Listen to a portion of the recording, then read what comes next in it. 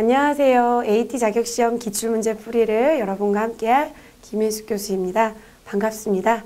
자, 여러분 저희가 3회 기출문제 FAT 1급을 풀어볼 예정인데요. 그 기출문제를 풀어보기 위해서는 기본적인 내용이 좀 준비가 되어 있어야 합니다.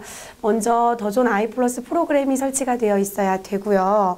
그리고 FAT 1급 3회 기출문제 백데이터를 다운받으셔야 되고요. 그리고 3회 기출문제 프린터가 되어 있어야 되겠죠. 자, 지금 여러분 제가 한국공인회계사회 홈페이지를 열어놓았는데요. 여러분도 한국공인회계사회를 검색하셔서 홈페이지에 한번 들어가 주세요. 여기에 가보면 프로그램과 기출문제 백데이터와 문제를 다운받으실 수가 있어요. 자, 한국공인회계사회 메인 화면에 보시면 오른쪽에 저희가 응시하고자 하는 AT 자격시험 메뉴가 보이시죠? 자, 이거 클릭해 보세요. 그러면 AT 자격시험 홈페이지로 이동이 됩니다.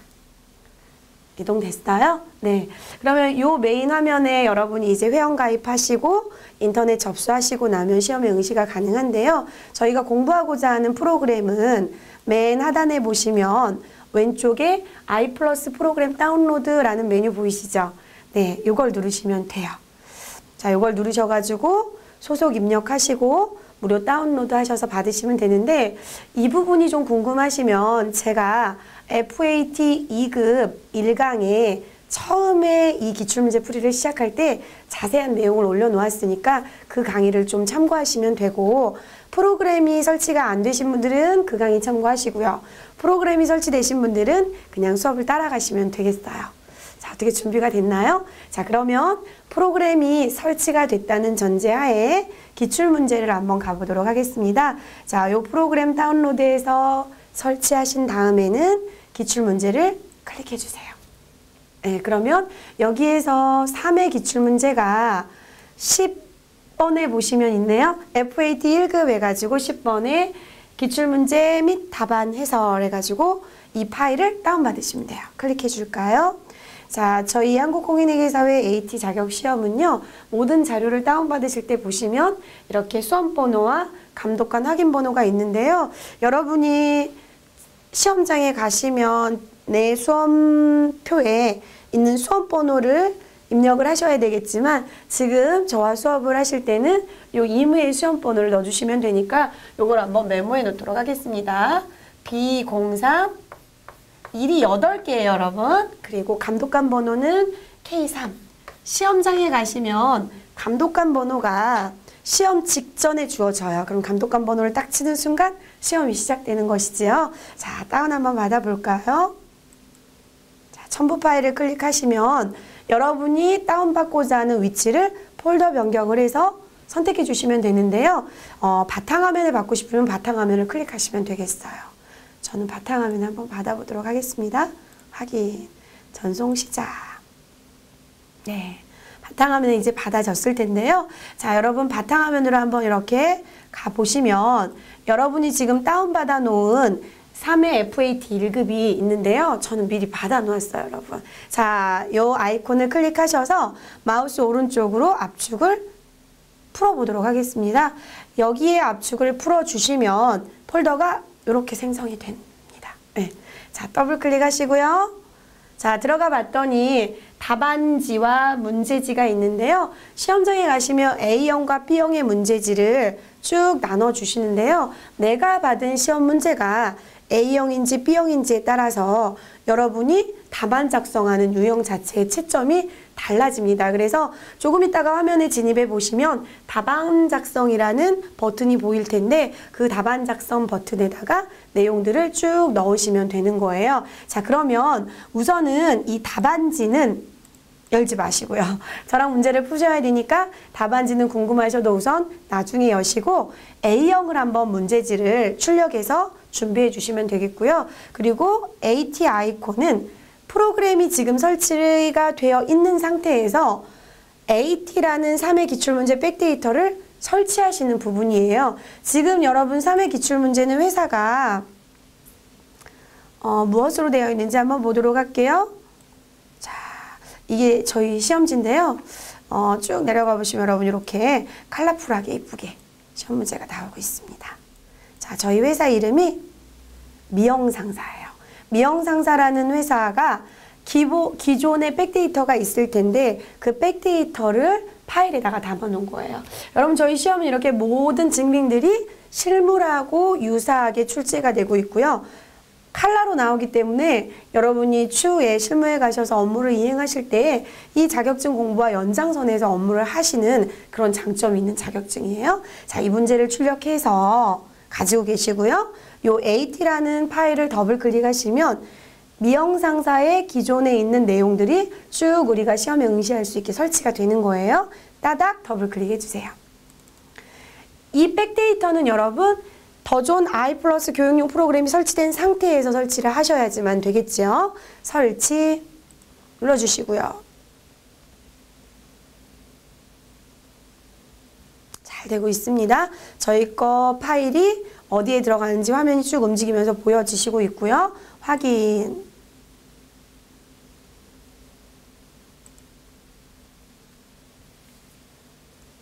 됐습니다.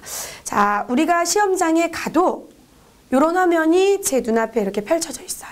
그러면 직접 출력해서 가지고 가신 수험표에 수험번호를 입력하시면 됩니다. 그런데 저희는 프로그램 다운받으실 때 써놓았던 수험번호와 감독관 번호를 입력을 하시면 프로그램에 들어가실 수가 있어요. B 03 11111111이 8개입니다. 이름은 여러분의 이름을 써주시고요. 저는 김혜숙 썼습니다. 자, 문제지는 여러분이 출력해 놓은 유형이 A형인지 B형인지를 체크를 하시면 되겠지만 수업 시간에 저는 A형을 가지고 진행을 하도록 하겠는데요. 이 A형, B형은 여러분이 답안 작성의 이론 시험을 보실 때 채점에서 중요한 부분이기 때문에 꼭 A형인지 B형인지를 잘 보시고 체크를 꼭 정확히 해주시기 바랍니다. 감독관 확인 번호는 시험장에 가시면 시험 직전에 감독하시는 분이 기록을 해주시는데요. 이 감독관 번호를 입력하는 순간 시험이 시작이 되는 거예요. 자, 제한되어 있는 60분 안에 70점을 맞기 위해서 시험을 응시를 하시는 것입니다. 자, 그러면 K3이라고 감독관 번호를 넣어 보시고요. 엔터를 입력을 하시면 화면이 이제 로그인이 되는 거죠. 자, 여기까지 이행을 하시고 나서 수업에 참여하시면 되겠습니다. 자, 여러분 한 번 더 나의 정보를 확인해 주세요. 혹시 내가 이 정보를 잘못 입력한 게 지금이라도 확인이 되면 손을 들고 감독관 분에게 나 이 부분이 잘못됐으니까 좀 도와주세요. 그럼 친절하게 도와주시니까 당황하지 마시고 변경한 내용을 다시 하신 다음에 시험을 보셔야 되는 거예요. 자, 여러분 여기 위에 보시면 답안 수록 버튼이 있죠. 이 답안 수록 버튼이 여러분이 나중에 다 입력을 하시고 나서 한 5분 정도 남겨놓고 답안 수록 버튼을 눌러서 객관식 10문제를 마킹을 하시고 주관식 회계정보 분석 문제를 직접 타이핑을 하셔서 저장을 하시면 되는 버튼이에요. 자, 이 답안 수록 버튼은 시험 끝나기 5분 전에 수록을 하시면 좀 안정감이 있고 좋겠지요. 자, 그러면 저희 FAT 1급에서 메뉴를 한번 클릭해서 보도록 할게요. 자, 재무회계 메뉴인데요. FAT 2급을 혹시 보시고 이 시험을 보신다면 FAT 2급보다는 메뉴가 많아졌죠. FAT 2급에서는 요 3가지 메뉴가 없었고 여기까지 있었던 것 같죠. 그런데 거기가 이제 데이터였었고요. 부가가치세 부분이 FAT 2급에서는 생략되어 있습니다. FAT 2급하고 1급의 가장 큰 차이점은 부가가치세 관련 부분이 메인 매출 전표 입력 부분이 들어가 있다. 이 부분이 좀 크게 변화가 생긴 거고요. 고정자산 등록이 FAT 2급보다 또 추가가 되어 있고요. 그리고 결산 재무제표에도 조금 더 많은 양의 보고서들이 올라와 있지요. 자, 그러면 여러분 지금 가지고 계신 시험 문제를 시험을 시작하신다라는 마음으로 저하고 풀어보시는데요. 시험 문제를 받으시고 나서 감독관 확인 번호를 입력하기 전에 시간이 좀 있습니다. 그러면 시험지를 이렇게 넘겨가시면서 물론 이제 이렇게 문제를 풀으라는 게 아니고요. 시험지를 넘겨가시면서 가끔 파본이 되어 있는 시험지가 있다고 하니까 1번, 2번, 3번, 4번 쪽수를 잘 확인하셔서 이 체본되어 있는 게 제대로 잘 되어 있든지 꼭 확인하시면 되겠어요. 자, 그러면 저희 FAT 1급은 어떻게 시험 문제가 나오나 여러분이 지금 가지고 계신 시험 문제를 좀 한번 이렇게 넘겨가면서 보도록 하겠습니다. 자, 여러분, 저는요 카메라를 보고 수업을 하고 있지만 저는 카메라를 본다고 생각을 안 하고요. 여러분의 눈과 제 눈빛이 교환이 되면서 수업을 하고 있다고 생각을 하니까 여러분 제가 대답해 주세요, 읽어보세요 이러면 같이 호흡을 맞춰서 반응을 해주셔야 여러분이 재밌습니다. 네, 그래서 자 문제 1번에는 뭐가 나왔습니까? 기초정보관리가 나왔죠? 몇 점이에요? 8점 몇 점이죠? 그 기초정보관리 문제는 여기 메인 화면 첫 번째에 있는 메뉴들에서 랜덤하게 출제가 되고 있습니다. 자, 두 번째는 어디에서 문제가 나오고 있어요? 네, 9페이지 넘겨보시면 문제 2번에 전표 입력이 있죠. 자, 전표 입력이 24점 배점이에요. 자, 24점 배점은 일반 전표 입력이라고 하는 메뉴에서 진행을 하시면 되는데 일반 전표 입력은 전표 입력이 저희가 두 개가 있어요. 메인 매출 전표 입력과 일반 전표 입력이 있는데 일반 전표 입력은 부가가치세와 관련이 없는 거래들이 출제가 된다라고 보시고 응시를 하시면 되고요. 메인 매출 전표는 부가가치세 신고와 관련이 있는 전표들이 또 출제가 된다. 그런데 문제 2번에는 그냥 전표 입력이라고 되어 있으면서 24점 배점이 있죠. 그게 일반 전표에서 입력이 되는 문제들이에요. 자, 그 다음에 12페이지로 한번 또 가보세요. 뭐가 있죠? 네. 부가가치세 관리 이렇게 되어 있으면서 32점 배점이죠. 자, FAT 2급과 FAT 1급의 가장 큰 차이점은 부가가치세 관련된 내용들이에요. 메인 매출 전표가 추가됐고 부가가치세 관련된 서류들이 추가가 됐죠. 이 부분이 32점이 출제가 됐네요. 그죠? 그래서 부가가치세 관련된 이론도 좀 알고 계셔야 되고 입력하는 방법들도 꼭 숙지하셔야 합격하실 수가 있습니다. 자, 부가가치세 관리 문제가 끝나고 나면 여러분이 쭉 한번 또 장수를 넘겨서 보시면 어떤 내용이 또 문제가 나왔냐면요. 여러분 교재 프린트물 20페이지 넘겨보시면 되겠어요. 자, 20페이지 넘겨보시면 결산 및 재무제표 작성이 되어 있죠. 자, FAT 2급과 FAT 1급의 또 차이점이 뭐냐면 오류 정정 문제가 여기는 안 나와요. 자, FAT 2급을 응시하신 분들은 아시겠지만 오류 정정 문제가 일반 전표 입력에서 정정하는 문제가 나오고 있었어요. 근데 오류 정정 문제가 빠지면서 다른 데 이제 배점이 간 거죠. 자, 결산 및 재무제표는 FAT 2급이나 FAT 1급이나 공통적으로 출제가 되고 있습니다. 자, 그리고 이 결산을 끝내고 나면 회계 정보 분석이라고 해서 문제 5번에 8점이 주어져 있는데요.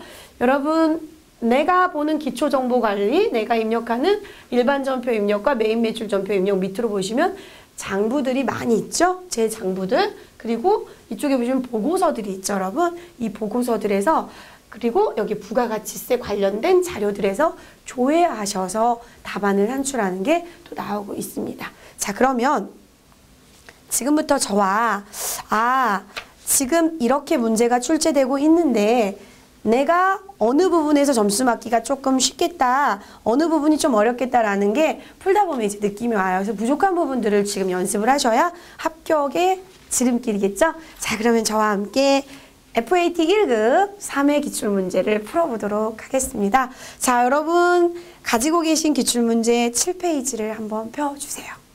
자, 우리가 문제풀이에 들어가기 전에 숙지해야 될 내용들이 있습니다. 자, 실무 수행평가 맨 위에 보시면 주식회사 미용상사는 이용, 미용, 이 미용이라고 돼 있죠? 이용이나 미용기구 도소매업을 운영하는 동그라미 법인 기업이다. 여러분 저희가요 FAT 1급은 법인이 출제가 되고 있고 FAT 2급은 개인 기업이 출제가 되고 있어요. 그래서 얘는 법인 기업이다. 지금 회사 이름이 미용상사라고 상단에 보여지고 있지요. 그리고 회계기간도 5기고요. 2013년 1월 1일부터 12월 31일까지이다.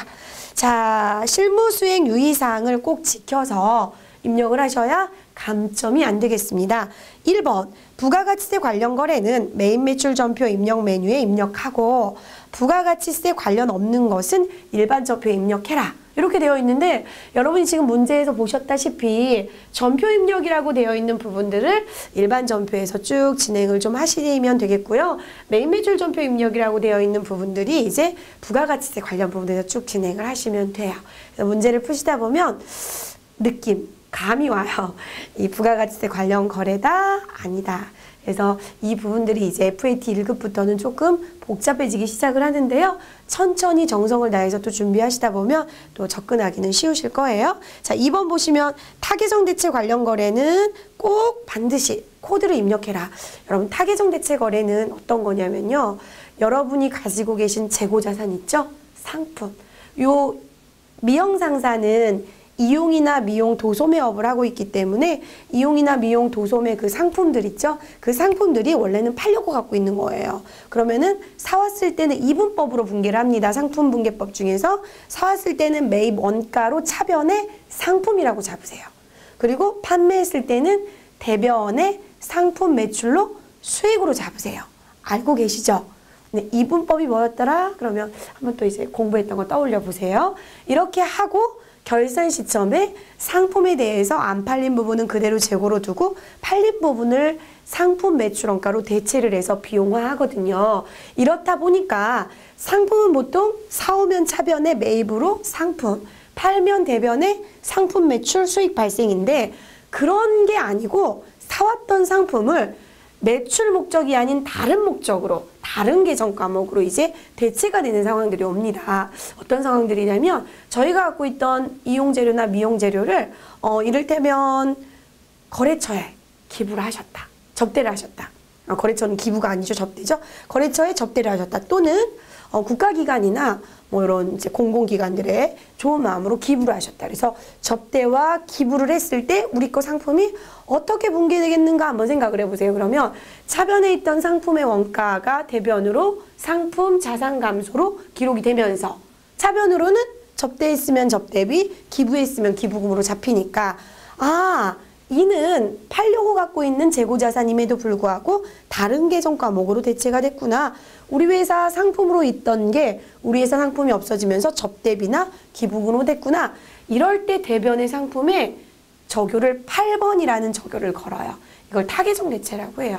판매됐을 때는 적요를 타계정 대체 이런 거 안 걸으셔도 되는데 왜 기중에 판매 이외의 목적이 됐을 때 8번을 거냐면 보고서들을 작성을 할 때 적요 8번을 거려줘야 얘가 타계정으로 대체가 됐다는 걸 보여주기 때문에 그래요. 자, 타계정 대체와 관련된 거는 공부를 좀 하시기 바랍니다. 자, 그리고 채권, 채무, 예금 거래는 거래처 코드를 반드시 등록하셔야 돼요. 이 사항을 꼭 숙지하고 계셔야 됩니다. 자, 그러면 채권은 대표적인 게 뭐가 있냐? 외상매출금, 외상매출금. 채무는 대표적인 게 뭐가 있냐? 외상매입금. 이런 거 있죠. 그래서 쭉 저희가 채권은 받을 권리가 있는 거, 채무는 갚아야 될 의무가 있는 거, 그리고 예금, 보통예금이라든지 당좌예금이라든지 이런 코드 관리를 반드시 해주셔야 되겠어요. 자, 다음에 4번 자금 관련 등 추가 작업은 필요한 경우는 지문에 따라서 추가 작업을 하세요. 여러분 문제를 쭉 보시다 보면 자금 관리 항목도 입력하세요 라고 하는 게 받으러옴이나 지급어음에 지문이 할당되어 있는 문제들이 있어요. 그러면 그것도 관리 작업을 하시란 얘기죠. 그리고 판매비와 관리비는 800번대 계정을 사용한다. 저희가 지금 도소매 기업이기 때문에 거의 대부분 이제 비용들이 판매비와 관리비로 800번대로 분계가 될 것입니다. 자, 그럼 이제 문제 1번부터 저랑 풀어보도록 하겠습니다. 자, 1번은 기초정보관리에서 문제가 등장을 하고 있습니다. 그래서 기초정보관리 문제 1번에서 자, 기초정보관리 문제 1번에 메뉴들이 좀 많아요, 여러분. 자, 회사 등록, 거래처 등록 쭉 이렇게 나와 있는데요. 환경 등록은, 환경 설정은 여러분 이렇게 한번 눌러보세요. 요건 기본적으로 한번 보고 가도록 할게요. 지금 여러분이 환경 설정을 누르면 기본적인 내용들이 나오고요. 회계쪽 버튼, 요 탭을 한번 눌러보세요. 그러면 이제 요 부분이 저와 메인 매출 전표를 입력을 하실 때 영향을 미치는 부분이라서 제가 그때 또 말씀을 드리겠지만 현재 메인 매출 전표에 입력을 할 때 매출 코드를 걸으시면 상품 매출로 분계가 되게 되어 있네요. 그리고 외상으로 분계를 하시면 외상 매출금이 매출을 할 때 작업이 되게 되어 있고요. 매입을 하실 때는 원재료로 분기가 되게 되어 있네요. 그리고 외상으로 매입을 하시면 외상 매입금으로 분기가 되게 되어 있네요. 특별하게 문제에서 환경 설정을 바꾸란 얘기가 없으면 그대로 따라가시면 되고요. 그리고 신용카드 부분을 매입 매출 전표 등에서 신용카드를 사용을 하실 때 신용카드 자동 분기 내용을 이용을 하실 때 카드 매출이 일어났다 그러면 108번 외상 매출금으로 되게 되어 있고요. 카드 매입이 일어났다 그러면 253번 미지급금으로 되도록 지금은 설정이 되어 있네요. 자, 이대로 참고만 하시고 일반 전표 부분과 메인 매출 전표 부분에 이제 메인 매출 전표 부분을 자동으로 입력을 할 때 그 내용을 또 설명을 드릴게요. 자, 1번 기초정보관리에서 1번은 환경 설정 아래 내용들이 회사 등록부터 거래처별 초기월까지 있는데요. 요게 여러분 회차별로 랜덤하게 출제가 되는 거예요. 모두 다 알고 계셔야 돼요. 그래서 저희 지금 3회차에는 첫 번째가 계정 과목 및 적요 등록이 출제가 됐는데요. 여러분 계정 과목 및 적요 등록은 원래 프로그램을 구입하시게 되면 기본적으로 계정 과목들이 왼쪽에 쭉 리스트가 나오고요. 이 계정 과목들을 기업에서 쓰시다가 나는 이 계정 과목을 바꿔서 쓰고 싶어. 수정하고 싶거나 안 쓰고 있는 계정 과목을 추가 등록하고 싶어. 그럴 때 이제 여기 오른쪽에 있는 요 화면에다가 입력을 하시면 되겠어요. 자, 이때 여러분 빨간색 계정 과목과 검정색 계정 과목을 한번 봐주시면 빨간색 계정 과목은 여기가 비활성화되어 있어요. 이름 부분이. 자, 검정색 계정 과목은 여기가 활성화되어 있어요. 이름 부분이. 그래서 검정색 계정 과목과 빨간색 계정 과목의 차이점이 있는데요. 검정색 계정 과목은 여기에다 커서를 두시고 그냥 수정하시면 돼요. 그런데 빨간색 계정 과목은 여러분이 외우셔야 돼요. 빨간색 계정 과목은 그냥 쉽게 수정이 안 되게 해놨어요. 그래서 키보드에 있는 컨트롤 키와 F1이라고 하는 키를 같이 누르시면 되는데요. 얘를 누르고 있는 상태에서 얘를 한번 건드려 주시면 돼요. 한번 저희가 빨간색으로 되어 있는 부분들을 한번 건드려 볼게요. 우선 현금 부분에다 커서를 두시고요. 컨트롤 F1, 자, 코드에다 커서를 두시고 컨트롤 F1 이렇게 해보세요. 어머!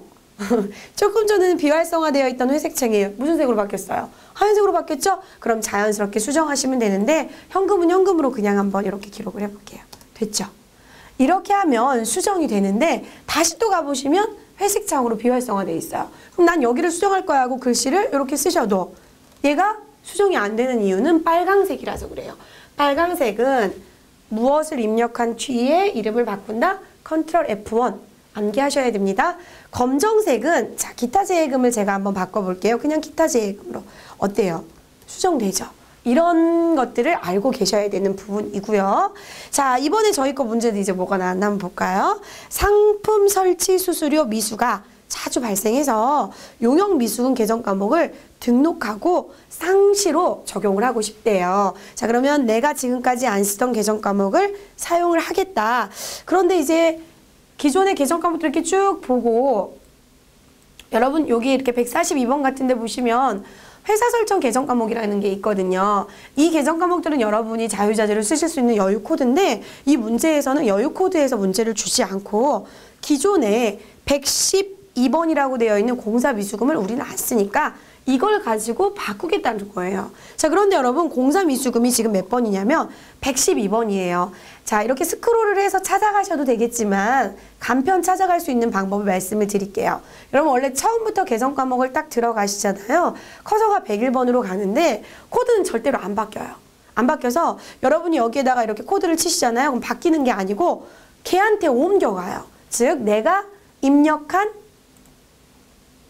수치 코드에 이동해라 이런 명령어를 알아들어요. 그래서 계정 과목에서 또 아셔야 될 게 뭐냐면 계정 코드를 입력하시면 계정 코드를 입력하고 엔터를 치시면 내가 입력한 이 계정 코드로 이동을 해요. 한번 해볼까요?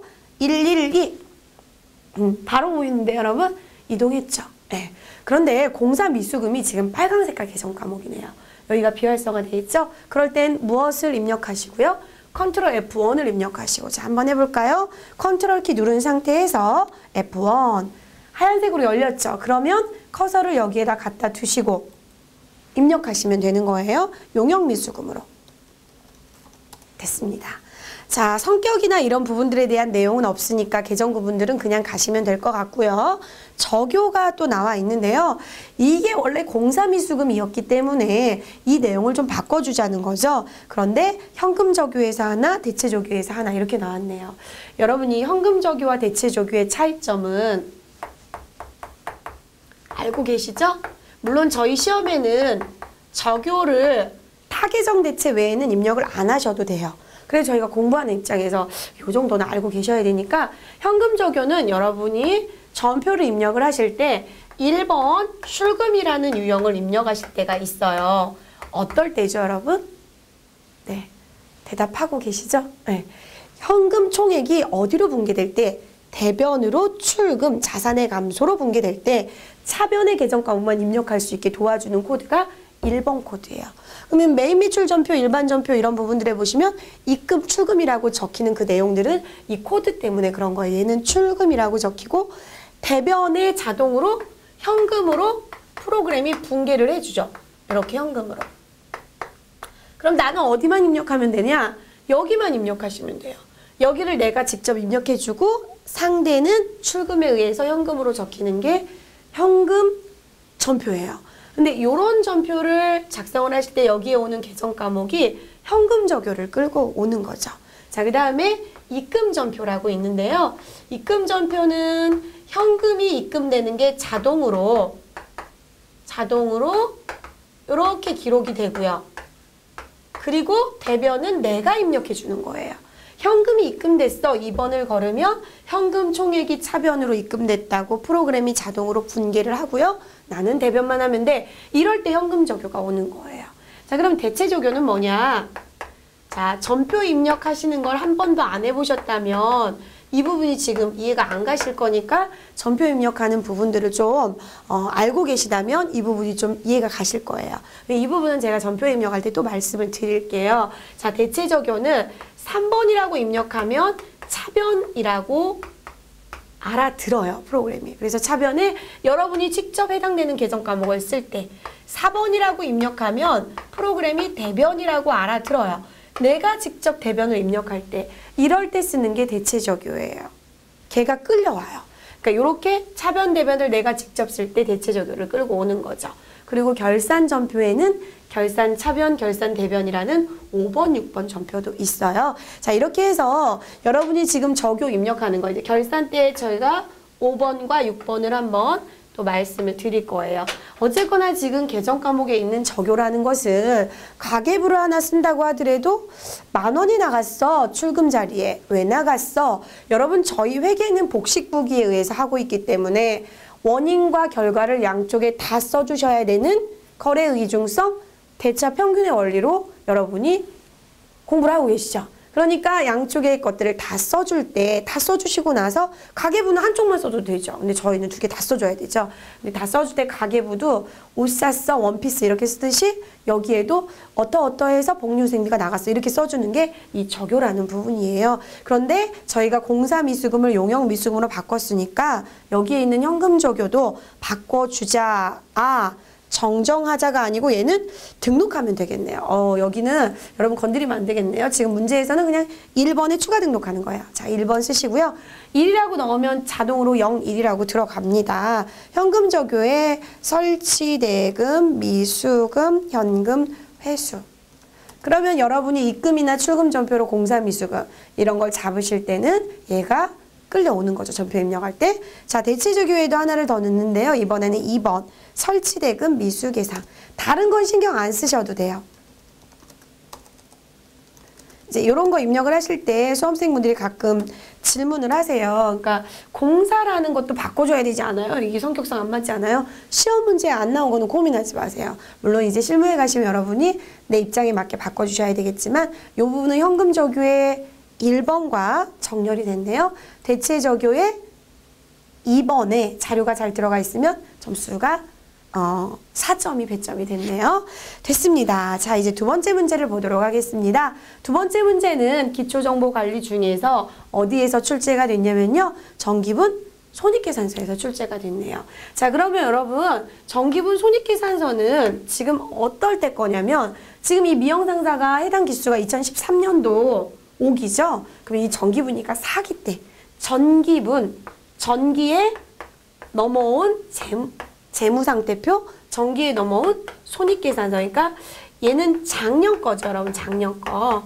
작년 거를 왜 이 프로그램에 넣어놓습니까? 이렇게 질문을 할 수도 있는데, 여러분 저희가 그동안은 프로그램을 안 쓰던 회사인데 프로그램을 도입해서 올해부터 프로그램을 이용하겠다. 그러면 그동안 수기로 해놓은 어떤 보고서들을 프로그램에 넣어놔야 비교 가능성. 여러분 우리 왜 전기과하고 단기과하고, 지금 이 문제도 보시면 3기 전기과하고 4기 단기과, 이 단기하면 2012년도에요 여러분. 지금 우리는 5기예요 5기.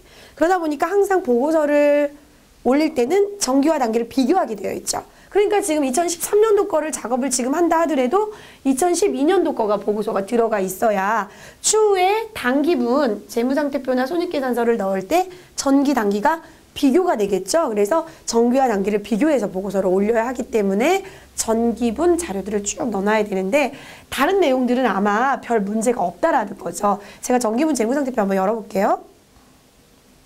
자, 이렇게 해서 전기분 재무상태표 들어가 있고요. 전기분 손익계산서는 뭔가 문제가 있대요. 그래서 요거를 해결을 하도록 할 텐데요.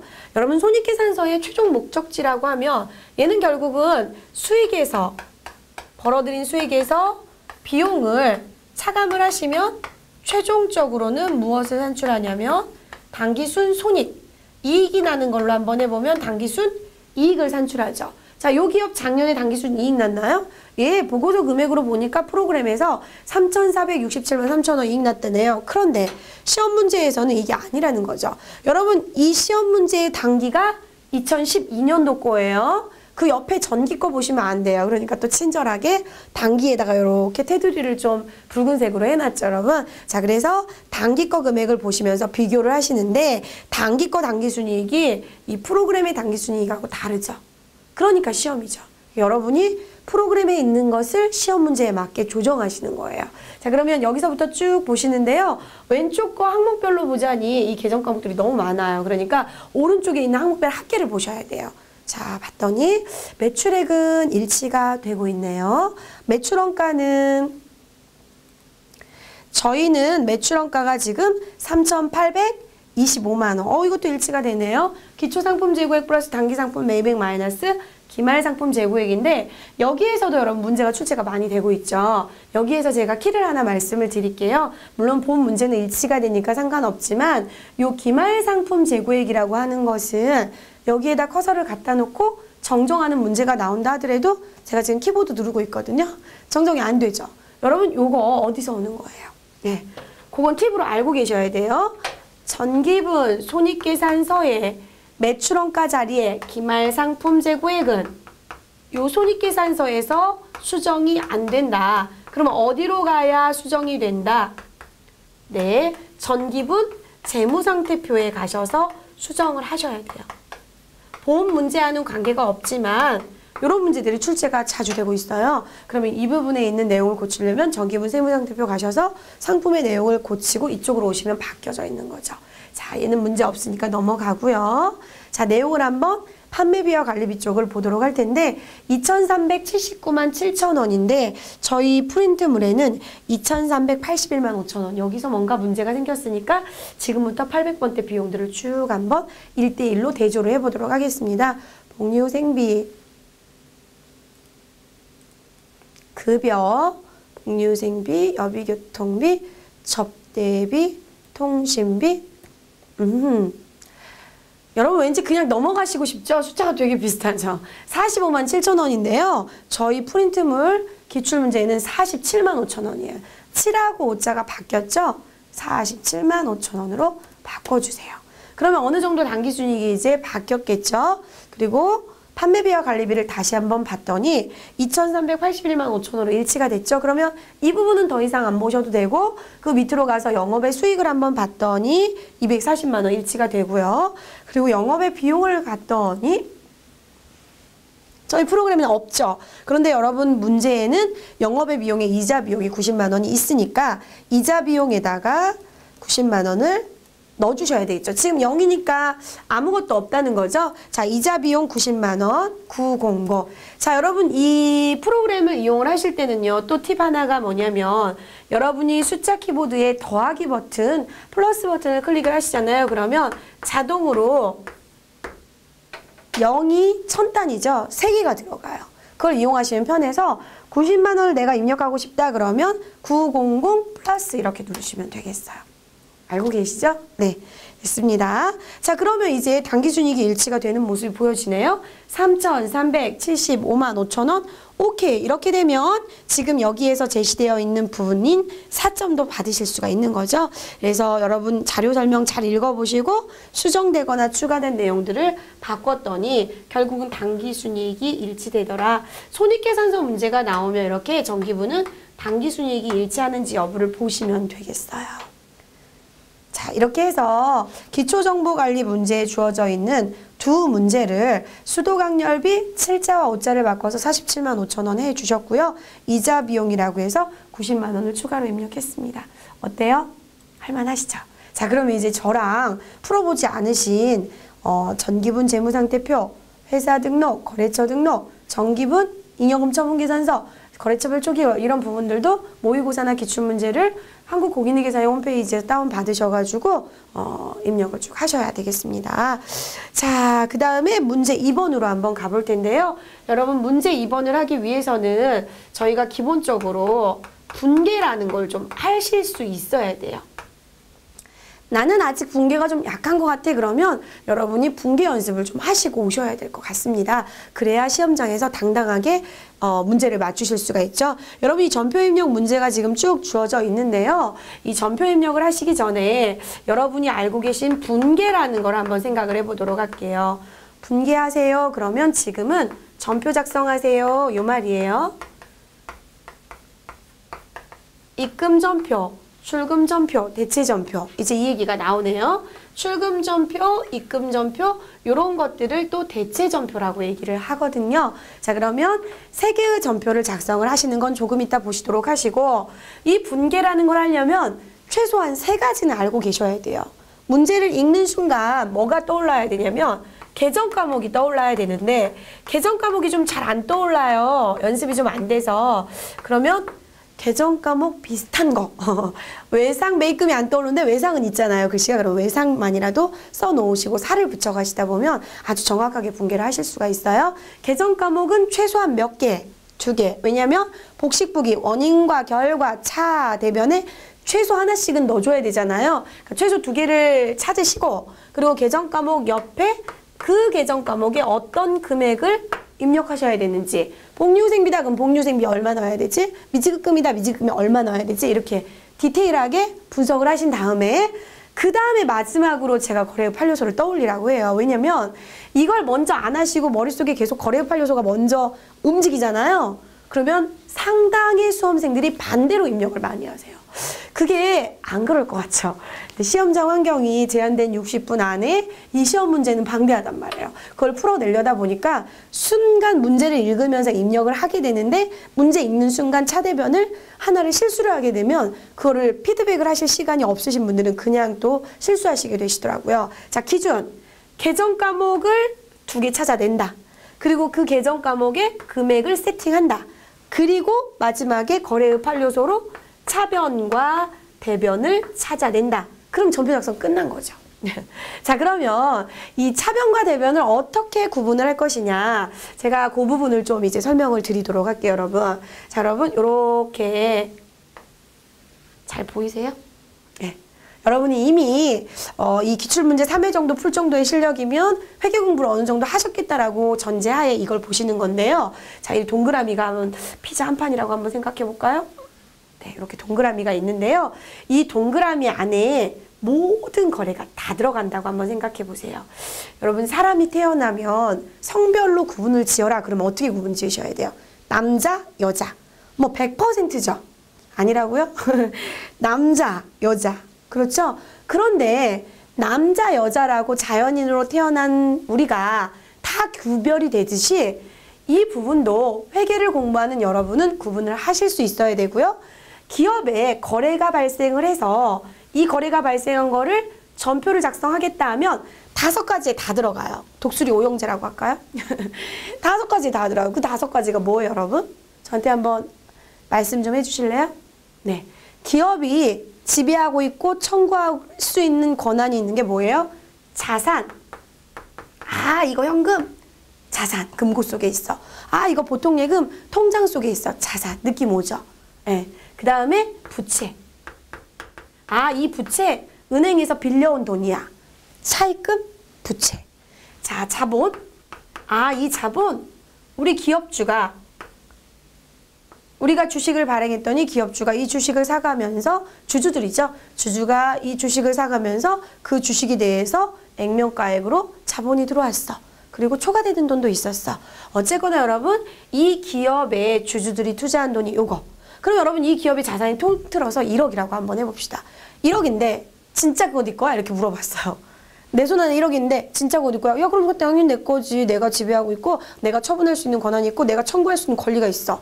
야, 그런데 그게 네 거긴 하지만 지금 만약에 기업을 청산한다면 네가 처분한 그 1억이라는 큰 덩어리에서 남의 돈 부채인 5천이 만약에 부천이다. 5천은 어떻게 하고?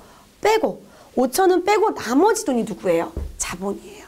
기업을 청산하면 주인들이 가져갈 수 있는 돈인 거죠. 그래서 여러분 자산과 자본을 이 회계를 안 해보시는 분들은 똑같은 거 아니야? 이렇게 생각하실 수 있어요. 이렇게 쉽게 한번 접근해 볼까요? 내 남자친구가 아파트가 1억짜리가 있대요.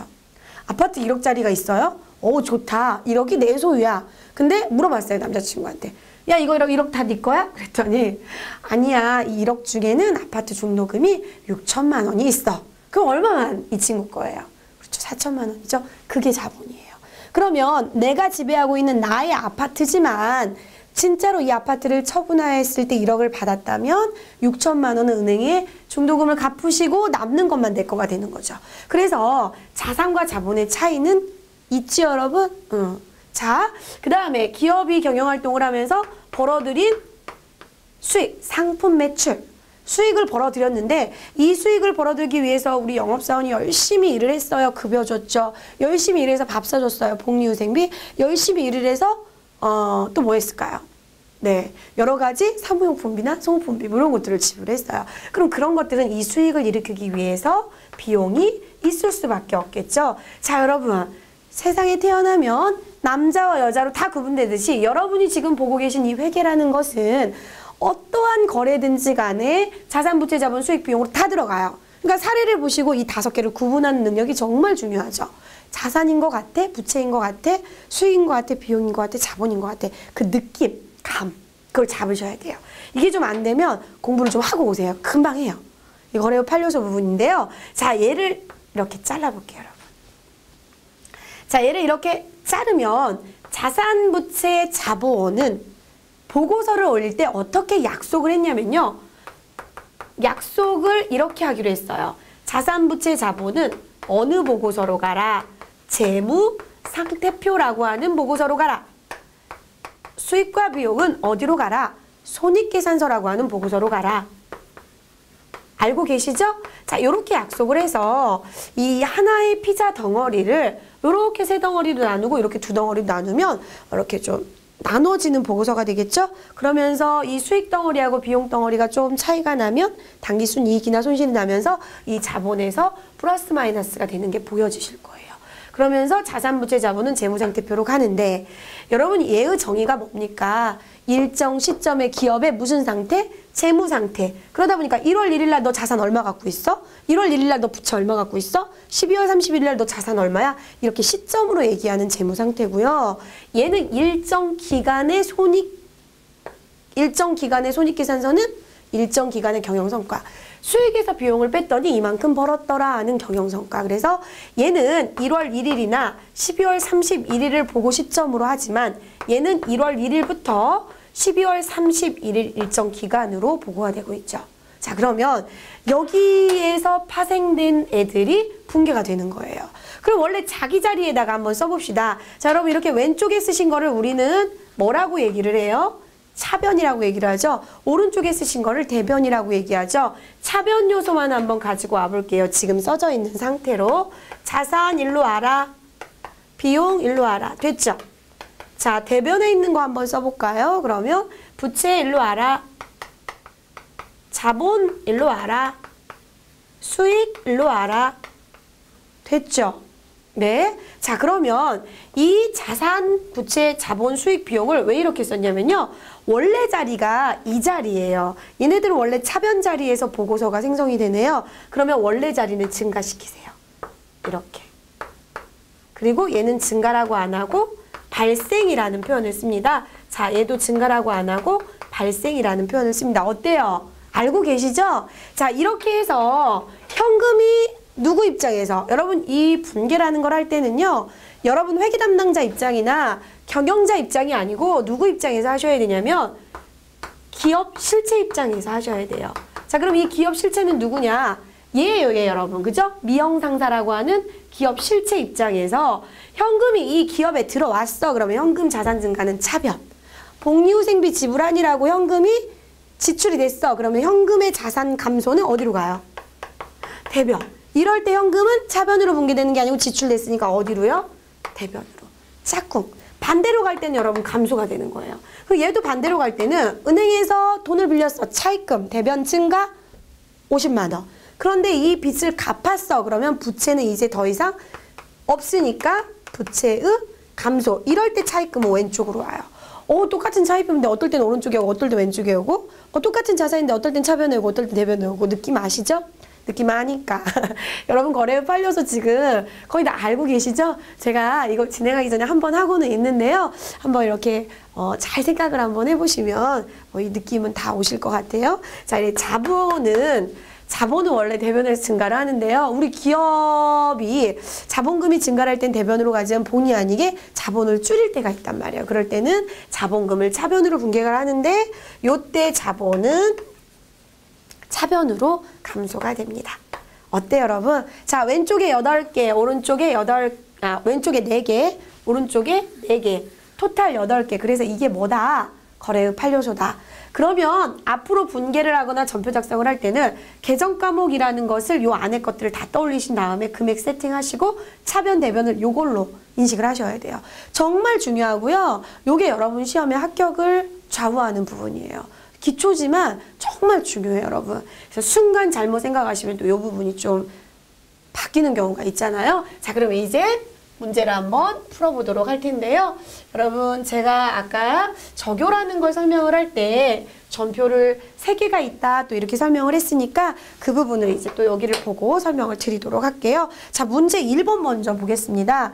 먼저 지금 전표 입력이라고 되어 있는 부분이 영수증이 주어져 있고요. 부가가치세 관련된 부분하고 내용이 관계가 없다면 일반 전표로 가셔야 되는데 FAT 1급 같은 경우는 처음에 제시가 되고 있는 전표 입력이 일반 전표 입력이고요. 그 뒤에 부가가치세 관련된 게 제시된 게 매입매출 전표 입력이라고 판단하시면 돼요.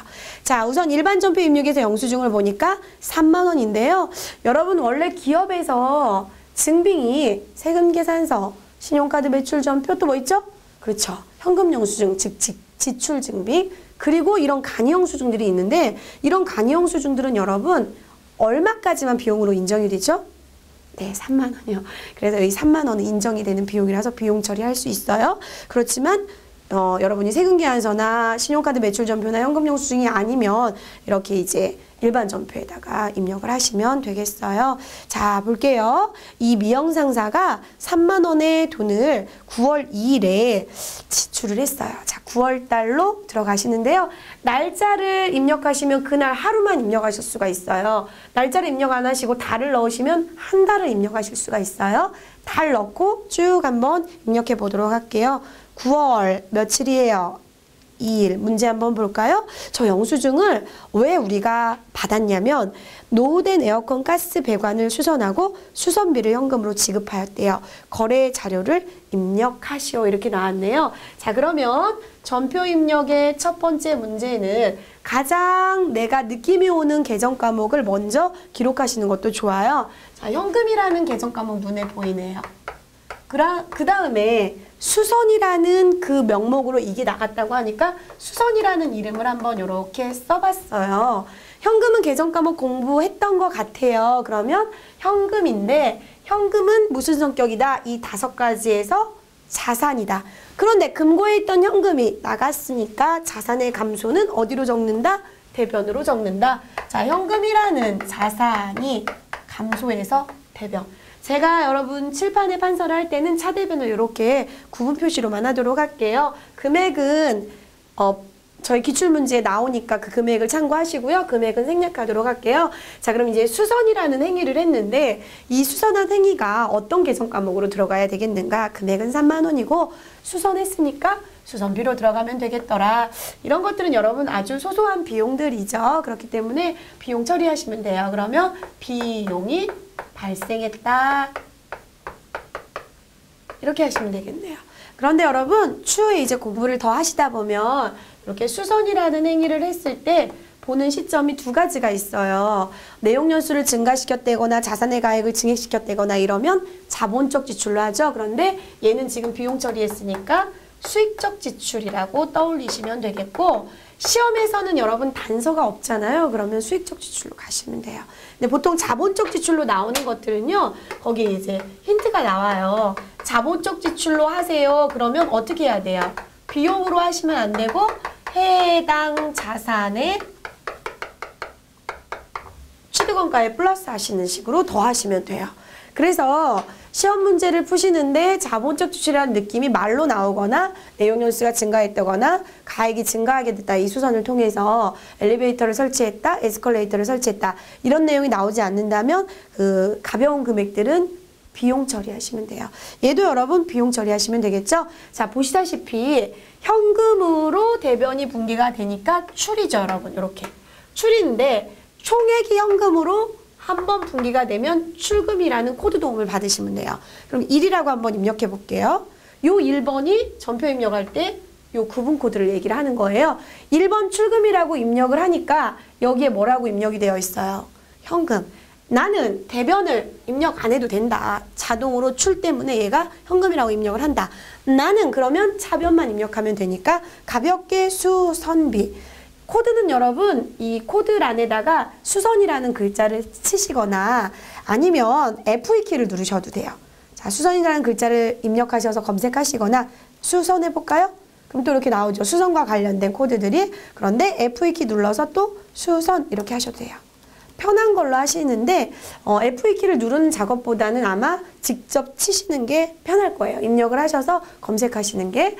자, 여러분 저희는요. FAT 1급은 상품 도소매 기업이 법인이 출제가 되기 때문에 5, 6, 7은 안 씁니다. 그래서 여러분이 입력을 하실 때 이런 비용이 나왔다 그러면 5, 6, 7은 안 쓰시고 800번대 판매비와 관리비로 하시면 돼요. 자, 그러면 800번대 판매비와 관리비 수선비 채권 채무 예금 아니면 거래처는 거실 필요 없고요. 적요는 타계정 아니면 하실 필요 없고요. 차변의 금액이 3만 원. 자, 요렇게 해주시면 제대로 분계가 됐죠? 그런데 여러분 저희 시험에서는 이 출금과 차대변에 대해서 코드를 채점하진 않아요. 그래서 그냥 출금으로 넣으셔도 되고 내가 직접 차변의 수선비, 대변의 현금 이렇게 입력하셔도 돼요. 네. 둘 중에 편한 걸로 하시는데 전 출금이 편하더라고요. 자, 이제 두 번째 문제로 한번 가보도록 하겠습니다. 자, 이번 문제에는 어떤 영수증이 주어져 있는가 봤더니요. 빠른 퀵, 빠르나 봐요. 퀵은 빨라야죠. 자, 그래서 빠른 퀵인데요. 퀵 서비스에 지금 4,500원이 지급이 됐는데 가발 샘플을 발송을 했나 봐요. 저희 회사가 지능 미용 재료 상사에 발송을 했고요. 거래처에 견본품을 발송하기 위해서 퀵 서비스를 이용해서 현금을 지급하고 받은 영수증이다. 영수증이 4,500원이네요. 그럼 여러분 요거 같은 경우는 현금을 지급했다고 합니다. 현금이라는 건 계정 과목 성격이 어디 범주에 속한다? 자산. 내가 지배하고 있는 금고의 현금인데 이 현금을 퀵 서비스 아저씨에게 드린 거예요. 그러면 이 현금이라는 자산은 금고에서 빠져나갔으니까 자산의 감소더라. 그죠? 자, 얘를 왜 줬어? 원인이 뭐야? 뭐 때문에 돈이 나간 거야? 복식부기의 원리, 거래의 이중성, 대차평균의 원리에 의해서 차변을 넣어주시면 되는데 여러분 퀵서비스 요금은 뭘로 하실래요? 그렇죠. 운반하는 행위죠. 그래서 운반비 처리하시면 되겠어요. 운반비. 자, 운반비라는 뭐가 발생했다? 비용 발생. 비용 발생은 어디에 입력한다? 차변. 자, 이것도 역시나 총액이 뭘로 됐습니까? 현금으로 됐죠? 그러니까 뭘로 작성하겠다? 출금. 자, 두 번째 문제도 출금. 9월 3일이고요. 운반비. 5, 6, 7은 안 쓰니까 800번대로 가시면 되겠네요. 금액은 4,500원. 됐네요. 자, 여러분 분개를 하시고요. 꼭 하단 피드백을 하세요. 다시 와서 검토할 시간이 없어요. 하단의 피드백을 보고 아, 나 잘했어 하고 자신 있게 넘어가세요. 차변의 운반 비용의 발생 4,500원, 대변의 현금 자산의 감소 4,500원. 앞에 것도 마찬가지였죠. 차변 수선비의 발생 3만원, 대변 현금 자산 감소 3만원. 그래서 두 거래가 지금 합해진 게 이렇게 여기 합계로 나와지고 있죠. 자, 이제 세 번째 문제를 한번 볼 텐데요. 통장거래 내역이 나와 있습니다. 자, 여러분 통장거래 내역을 한번 쭉 봤더니요. 급여 관련된 부분들이 통장에서 인출이 됐다. 그러면서 관리부의 급여 대장이 보여지고 있어요. 기본급, 수당, 지급학계, 소득세, 지방소득세. 자, 한번 쭉 보고 계시는데요. 여러분이 전표 번호들은 좀 필요하니까 여기만 빼고 지워보도록 할게요. 거래후 판료서는 아시죠? 지금 이제 수업을 받으시면서 아, 난 저거 잘 모르겠어. 좀 어려워. 그러면 공부를 조금만 더 하시면 돼요. 조금 더 하시면 FAT 1급이 그렇게 어려운 문제들이 아니기 때문에 조금만 연습을 더 해고 오시면 이런 거는 능수능란하게 하실 수가 있어요. 자, 3번 문제 보시면은요. 지금 좀 다양한 느낌이 나죠? 뭔가 금액이 많아요. 방금 했던 이 문제들하고도 좀 차원이 다르게 느껴지실 거예요. 그래서 여러분 지금 이렇게 출금, 입금이 아니고 대체 전표를 하나 한번 해보려고 하는데요. 지금 급여가 발생을 했고요. 그 급여에서 다 안 주는 거죠. 여러분 급여는 성격이 뭔 것 같아요? 느낌 오죠? 예, 급여는 성격이 비용이에요. 자, 급여라는 비용이 발생을 했어요. 원래 저희 직원분에게 얼마 주기로 하고 채용을 하셨었냐면 300 주기라고 채용을 했어요. 여기는 금액을 한번 써볼게요. 그러면 약속한 대로 300을 줘야 되잖아요. 주고 싶어요. 기업도 주고 싶어요. 주고 싶다고. 그런데 국세청에서 내가 소득을 지급하는 사람이 소득 원천에 대한 어떤 지급이 있는 사람이 징수를 해라. 무엇을? 세금을. 이렇게 심부름을 시킨 거예요. 그러다 보니까 그 심부름을 이행하셔야만 해서 저희 직원분 통장에다가 300을 넣어주실 수가 없고 293만 8,400원을 넣어준 거죠. 그러면 저희 직원 통장에 더 넣어준 돈이 어디에서 인출이 됐냐면 여러분 문제에 설명이 나와 있어요. 보통예금에서 이체돼서 지급됐다. 그럼 보통예금에서 이체가 됐으니까 보통예금을 여기 이렇게 적는데 얘는 자산이란 말이죠. 여러분. 그죠? 자산인데 통장에서 자금이 인출됐으니까 이 자산은 감소해서 대변이다. 자, 통장에서 인출된 금액은 293만 8,400원. 됐죠? 자, 그러면 차변과 대변을 일치시켜야 되는 나는 대변에다가 부족한 금액을 한번 써볼 텐데요. 그 금액이 61,600원이죠. 여러분 이 금액 계정 과목 조금 어렵다고 하시는데 기억해 주시기 바랍니다. 뭐지 여러분? 내 돈도 아닌데 잠시 맡아서 보관하고 있는 뭐다? 예수금이다. 자, 예수금은 그러면 계정 성격이 뭐지요? 잠시 맡았다가 또 나가야 될 돈이니까 부채예요. 자, 얘는 부채가 증가한 거예요. 그럼 이 부채는 언제 감소합니까? 그러면 이 부채는 언제 감소하냐면 여러분 보통 이렇게 소득세하고 지방소득세를 이렇게 원천징수해 놓으시면 다음 달 2월 10일에 과세당국에 납부를 하셔야 돼요. 그때 이 부채는 차변으로 예수금에서 61,600원이 감소하고요. 그리고 현금으로 이렇게 납부를 하시죠. 자, 요 밑에 거 분계는 그 다음 상황이니까 우선은 요 위에 거 분계를 이해를 하시면 되겠네요. 차변의 비용 발생 급여, 대변의 보통예금 자산 감소, 대변의 예수금 부채 증가의 거래입니다. 자, 날짜는 12일이네요. 여러분 얘는요 지금 현금이 있어요 없어요? 없죠. 현금이 없으니까 총액이 현금 입금이고 출금일 때만 요걸 쓰는데 없으니까 대체차, 대체대를 제가 직접 입력을 해주는 거예요. 차변은 3번으로 입력하겠소이다. 그러면 차변으로 들어가요. 급여 567 안 쓰고 8로 가겠습니다. 801번의 급여. 자, 그리고 채권 채무 관계, 예금 관계 아니니까 넘어가시면 되고요. 300만 원의 비용은 발생했는데 대변에 보통예금 통장에서 이체가 되는 금액은, 보통예금 통장은 우리은행이네요, 여러분.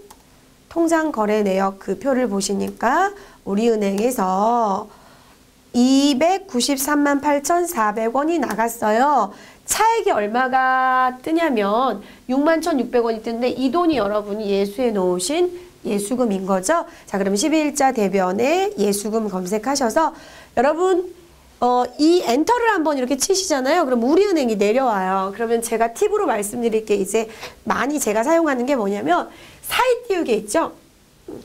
사이 띄우개를 누르시면 글씨가 지워져요. 여러분 한번 눌러볼게요. 자, 우리은행 지우고 싶어. 지워졌죠. 그 다음에 엔터를 치면 위에 거 영향을 받아서 바로 아랫줄에는 우리은행이 내려오게 되어 있거든요. 프로그램 특성상. 그럴 땐 방향키를 이동하시면 편해요. 방향키를 이동을 하시면은 이 엔터 친 거와 다르게 내용이 내려오질 않아요. 그래서 방향키를 좀 이용하시면 좋아요. 물론 이 예수금에도 우리은행이 걸려도 별반 문제는 없겠지 싶겠지만 깔끔하게 채권 채무 예금에만 거래처 코드를 거시고 나머지는 그냥 쭉 이렇게 지워주시면서 작업을 하시는 게 그 후일 작업이 좀 편해요. 자, 금액은 61,600원. 하단 피드백 꼭 하세요. 차변에 급여라는 판매비와 관리비의 발생 300, 대변에 보통예금이라는 자산의 감소 293만 8,400원, 대변에 예수금이라는 부채의 증가 61,600원 거래가 되겠네요. 조금 어렵죠.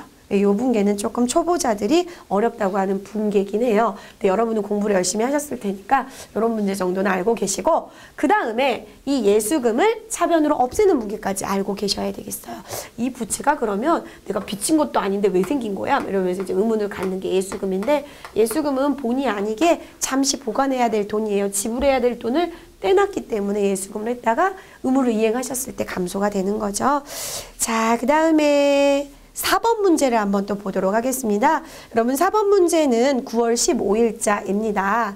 내용을 한번 볼게요. 우리은행 통장 내역이 쭉 나와 있는데 저희 회사는 미영상사고 명신에어에 저희가 돈을 받았네요. 왜냐면 맡기신 금액은 우리 통장에 돈이 입금됐다는 얘기거든요. 저희가 돈을 받았는데 132만 원을 받았네요. 자, 132만 원을 왜 받았나 봤더니 자료 설명에 매출 거래처 명신해요. 우리가 매출을 하는 데죠. 우리 상품을 사가시는 회사인 거죠. 명신헤어에 요청한 외상대금이 입금되었다. 자, 여러분 이 통장이 입금이 된 내역이죠. 통장에 입금이 됐어요, 여러분. 그러면 입금이 됐으면 보통예금이라는 통장의 금액이 늘어났으니까 이 보통예금은 자산이니까 자산이 통장의 잔고가 늘어나서 증가로 차변이죠. 왜 늘어났어? 이렇게 물어보세요. 너 왜 늘어난 거야? 그랬더니 명신에어가 외상대금을 줬어. 그럼 이 외상대금이 뭘까를 잠깐 생각해 보시면 저희가 팔았으니까 외상대금을 받았겠죠. 그렇죠? 과거에 우리가 상품 매출 대변에 132만 원을 했을 것이고, 그리고 차변에 물론 이제 부가가치세도 있었겠고요. 차변에 외상매출금을 채권이라고 해서 증가를 시켜놨는데 그 채권을 받으셨으니까 외상매출금 채권은 더 이상 자산으로 두면 안 되니까 이 자산은 감소하는 걸로 대변에 가는 거죠. 자산 증가, 자산 감소, 외상매출금 너도 자산, 보통예금 너도 자산. 보통예금 통장은 돈이 늘어났으니까 자산 증가 차변. 외상매출금 권리는 내가 이제 받았으니까 권리가 없어져야 되니까 대변. 자, 차변에 보통예금 통장으로 돈이 입금이 되는데요. 여러분 이 거래도 지금 현금이 없습니다. 그러면 대체차, 대체대. 현금이 일부가 있어도 대체차, 차차, 대대대, 뭐 차대, 차대 이런 식으로 하시면 돼요. 자, 그러면 보통예금 통장은 똑같이 우리은행이니까 우리은행 입력해 주시고요. 금액은 132만 원 입금이 됐고요. 대변에 외상매출금. 여러분 저는 이제 수업을 좀 진행을 하다 보니까 코드가 좀 외워진 게 있어서 습관적으로 제가 코드를 그냥 108번 이렇게 넣는데요. 여러분은 이게 암기가 안 된 상황이면 외상 이렇게 해서 처음에 제가 말씀드린 것처럼 이렇게 검색해서 확인하시면 돼요. 제가 이제 설명을 계속 강의를 하면서 이걸 진행하다 보니까 습관적으로 코드를 쓰고 있네요, 여러분. 108번이에요. 자, 그리고 이 외상매출금은 채권이지요. 그러다 보니까 누구 거 외상매출금이 지금 받은 거냐? 명신해역 거 외상매출금을 받은 거다. 명신을 F2키 눌러서 조회. 자, 채권의 감소지요. 피드백, 차변의 보통예금이라는 자산의 증가 132만 원, 대변의 외상매출금이라는 자산의 감소 132만 원 거래가 되겠습니다. 자, 그 다음에 이제 5번 문제를 한번 보도록 할게요. 자, 5번은 조금 생소한 어음이 들어와 있나요? 실무에 계신 분들은 아마 이 5번에 대한 약속어음을 많이 보셨을 거예요. 흔하게 어음 거래가 이제 이루어질 텐데요. 이 어음을 혹시 처음 보시는 분들은 이 어음의 금액들을 한번 하나씩 보세요. 금액은 330만 원이라더라. 그리고 어음의 번호가 4424665213이다. 발행일은 전표 문제에 나온 9월 18일이겠죠. 여러분 문제에는 9월 18일 날로 되어 있으니까 저희가 발행일이 18일인 거예요. 청담 뷰티몰의 외상매출금을 약속어음으로 받았다. 자, 그러면 18일자의 이 어음을 누가 누구한테 줬을까? 그거 한번 따져보세요. 보니까 누가 발행을 했어요? 청담 뷰티몰이 발행을 했어요. 우리 회사 이름은 뭐예요, 여러분? 미영상사예요. 그러면 발행한 자가 이걸 만들어서 나한테 줬을 테니까 나는 이 어음을 뭐 한 거다? 수취한 거다. 여러분 약속어음 거래할 때요. 발행인은요. 지금 돈이 없으니까 이걸 발행을 하신 거죠. 돈을 줘야 되는데 미안해 내가 후일에 줄게 그랬더니 아우 어음이라도 좀 주세요. 그래서 어음을 저희가 받은 거예요. 그런데 이 발행인은 후일에 만기일에 우리에게 돈을 지급해야 되는 의무가 있는 발행인들이기 때문에 이 발행인이 채무자예요. 빚이 생기는 거죠. 그런데 우리는 물건을 과거에 팔고 요 부분에 대한 어음을 이제라도 이제 받은 거죠. 여러분 이런 현상은 이럴 것 같아요. 미영상사에서 청담 뷰티몰한테 전화를 하는 거예요. 330만 원 갚어, 330만 원 갚어 계속 전화를 하는 거야. 한숨 나올 정도로. 근데 청담 뷰티몰이 나 돈 없어, 돈 없어. 그러니까 우리 회사 그런 거죠. 그러면 어음이라도 지금 시점에서 끊어주세요. 그랬더니 어음을 발행해서 우리한테 준 거죠. 우리는 어음을 받았어요. 그래서 우리는 어음을 수령한 수령인이에요. 어음 수령인은 추후에 만기일에 돈을 지급을 해달라고 청구할 의무, 채권, 청구할 권리가 생기는 거죠. 저쪽에서 이제 의무가 있는 거고. 그래서 우리 수령인이 채권자예요. 그러면 나는 권리가 생긴 거니까 차변에 뭐라고 적으면 돼요?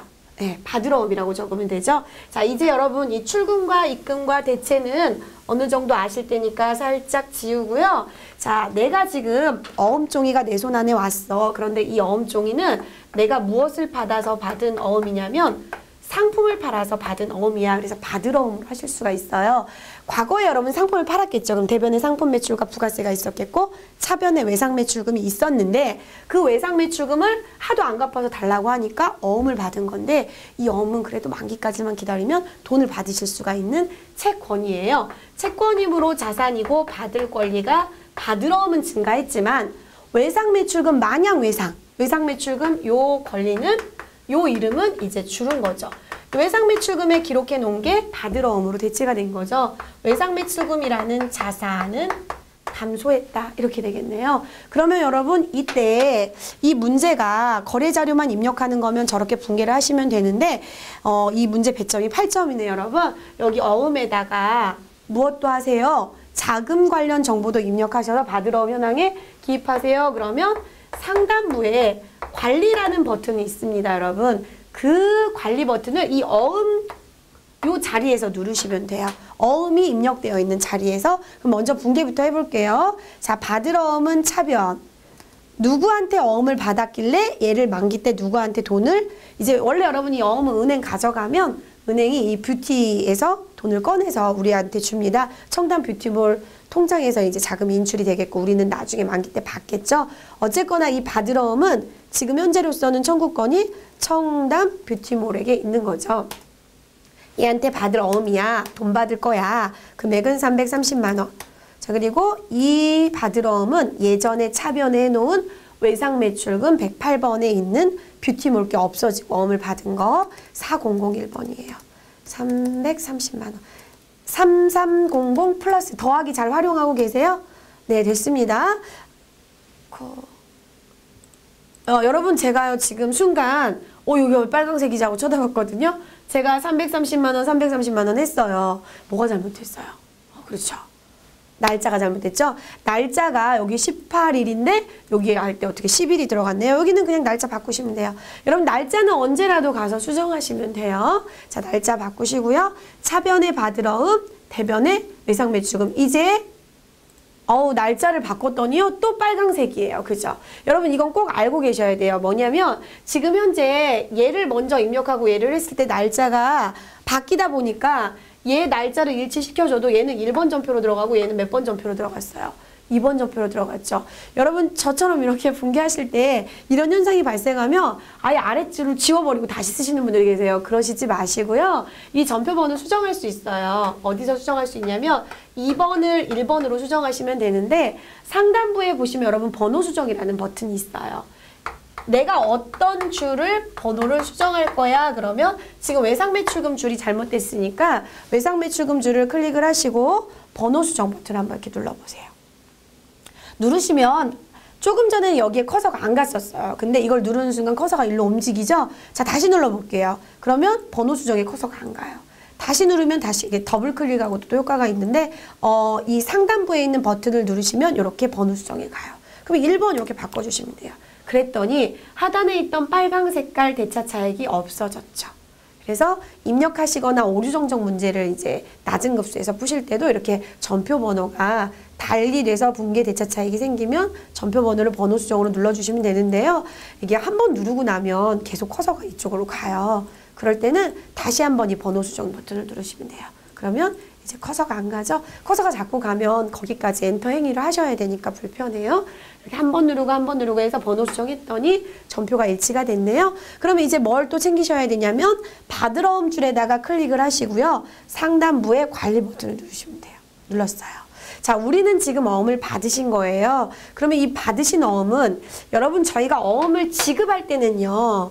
우리가 받아놓은 빈 어음 종이책에다가 쭉 이렇게 번호를 순번대로 해서 쭉 있는 걸 발행을 하셔서 F2키를 누르시면 되는데 이건 여러분 우리 거 어음이 아니죠. 저쪽에서 발행한 어음을 내가 받아놓은 거기 때문에 우리 기본 데이터에는 어음 번호가 없어요. 그래서 직접 입력하셔야 돼요. 지급 어음이 나올 때는 F2키로 누르시면 어음 번호들이 쭉 뜨고요. 받을 어음은 직접 입력하셔야 된다. 그래서 자아 2466-5213 이렇게 입력하시면 되고요.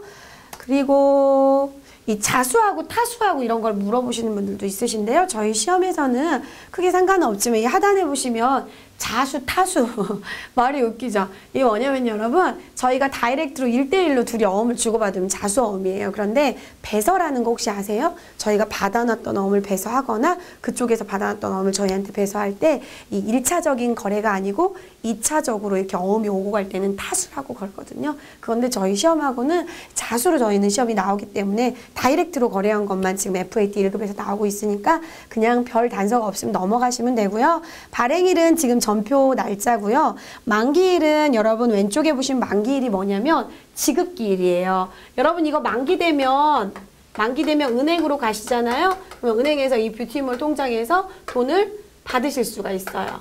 그러니까 이 만기일은 지급일인 거예요. 지급일이 2014년 3월 15일이네요. 이렇게 입력하시면 돼요. 됐죠? 자, 요걸 하시면 또 4점을 맞으실 수가 있습니다. 자, 이렇게 해서 어음 관련된 부분까지 다 챙겨주셨고요. 별 문제가 없는데 쭉 저희가 입력한 일반 전표 내용에서는 부가가치세 관련된 문제가 출제가 안 됐기 때문에 일반 전표에다 입력을 했고요. 그리고 여러분 여기 거래처 코드가 거래처 명이 중요한 게 아니고 코드가 중요해요. 프로그램은 거래처 코드를 인식을 합니다. 그래서 거래처 코드 보시면 예금하고요. 채권하고 여긴 채무는 없는데 채무들 있죠. 지급어음이나 외상매입금 이런 것들이죠. 그리고 여러분 제가 이 부분에서 하나 또 생각이 나는 부분이 뭐가 있냐면요. 여러분 지금 저희가 이렇게 내용을 쭉 전표 처리를 하실 때 우리가 상품 기업이기 때문에 상품을 구입했을 때 외상이다 그러면 외상매입금 약어로 쓸게요. 상품을 구입했을 때 어음을 줬다 그럼 뭘로 할 수 있어요? 지급어음 이렇게 할 수 있어요.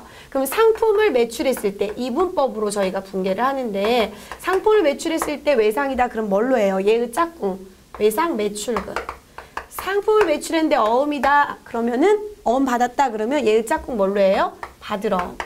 알고 계시죠? 이게 이제 문제에 자주 등장을 하는 거예요. 그런데 이 상품이 아닌 거 하셨을 때 얘 외의 것은 뭐예요, 여러분? 돈 안 받으면 미수금, 돈 못 주면 그렇죠. 미지급금. 그래서 이 상품 외의 거는 미지급금, 미수금 이렇게 하셔야 된다는 것까지 기억을 하시면 좋을 것 같아요. 자, 그래서 일반 전표 입력 문제에서는 요 정도가 이제 저희가 3회 기출 문제에서 점검할 부분들이고요.